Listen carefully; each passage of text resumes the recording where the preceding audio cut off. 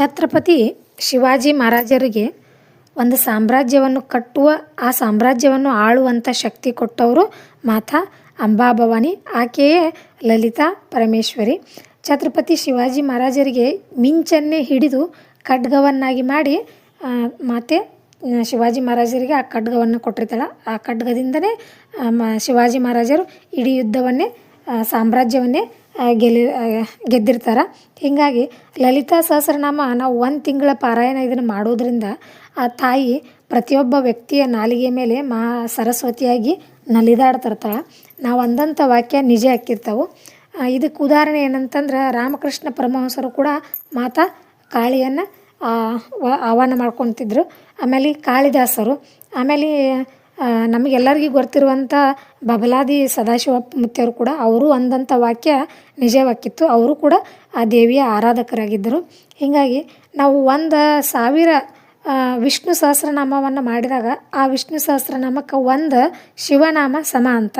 ನಾವು 1000 ಶಿವ ಸಹಸ್ರನಾಮ ಮಾಡಿದಾಗ ಅದಕ್ಕೆ 1 ದೇವಿಯ ನಾಮ ಸಮ ಅಂತ. ಹೀಗಾಗಿ ಈ ಲಲಿತಾ ಸಹಸ್ರನಾಮ ಅನ್ನೋದು ಭಾಳ ಅಂದ್ರೆ ಭಾಳ ಮುಖ್ಯವಾದದ್ದು.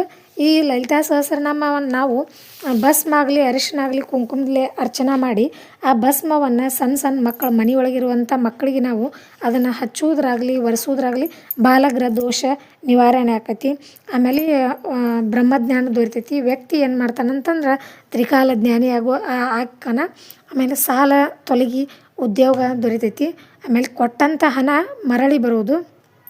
ಆಮೇಲೆ ಕೆಲವೊಬ್ಬರಿಗೆ ಭಾಳ ಅಂದ್ರೆ ಭಾಳ ಲೇಟಾಗಿ ಮದುವೆ ಆಕ್ಕಿರ್ತೈತಿ. ಅವ್ರಿಗೂ ಕೂಡ ಈ ಪಾರಾಯಣ ಮಾಡೋದ್ರಿಂದ ಬೇಗನೆ ಕಂಕಣ ಭಾಗ್ಯ ದೊರೆಯುವಂಥ ಸಾಧ್ಯತೆ, ಸಂತಾನ ಭಾಗ್ಯ ಲಭಿಸ್ತದೆ. ಮಾಟ ಮಂತ್ರ ವಾಮಾಚಾರ ಯಾವುದೇ ಈ ಪಾರಾಯಣ ನೀವು ಮಾಡೋಕ್ಕೆ ಸ್ಟಾರ್ಟ್ ಮಾಡಿದ್ರೆ ತಕ್ಷಣ ಅವೆಲ್ಲ ನಿಮ್ಮ ಬಿಟ್ಟು ದೂರ ಹೋಗ್ಬಿಡ್ತಾವೆ. ಮಾರಣಾಂತಿಕ ಕಾಯಿಲೆಗಳಿಂದ ನಾವು ದೂರ ಆಕ್ಕೀವಿ. ಉತ್ತಮ ಆರೋಗ್ಯ ಭಾಗ್ಯ ನಮಗೆ ಸಿಗ್ತೈತಿ. ಪ್ರತಿಯೊಬ್ಬರು ಎಲ್ಲ ಏನೇ ಕೆಲಸ ಮಾಡ್ಬೇಕಂದ್ರೆ 100ಕ್ಕೆ 99% ಎಫರ್ಟ್ ಹಾಕಿರ್ತೀವಿ. ಆದರೂ 1% ಅದು ನಮಗೆ ಕೈ ಹಿಡಿಯೋಂಗಿಲ್ಲ. ಆ 1% ಅನ್ನೋದು ಒಂದು ದೈವಿ ಶಕ್ತಿ.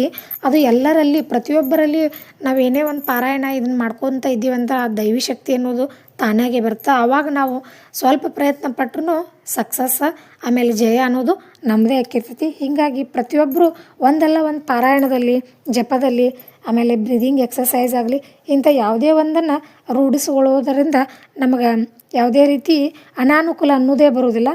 ಸಕಲ ಮಹಾಲಕ್ಷ್ಮಿ ಲಲಿತಾ ಸಹಸ್ರನಾಮವನ್ನು ಮಾಡೋದ್ರಿಂದ ಸತತವಾಗಿ ನಮ್ಮ ಮನೆಯೊಳಗೆ ನೆಲೆಸ್ತಿರ್ತಾಳೆ. ಸಕಲ ಸೌಭಾಗ್ಯವನ್ನು ನೀಡ್ತಿರ್ತಾಳೆ ಆ ತಾಯಿ. ಆಮೇಲೆ ಅನಂತವಾದ ಸಂಪತ್ತನ್ನು ನಮಗೆ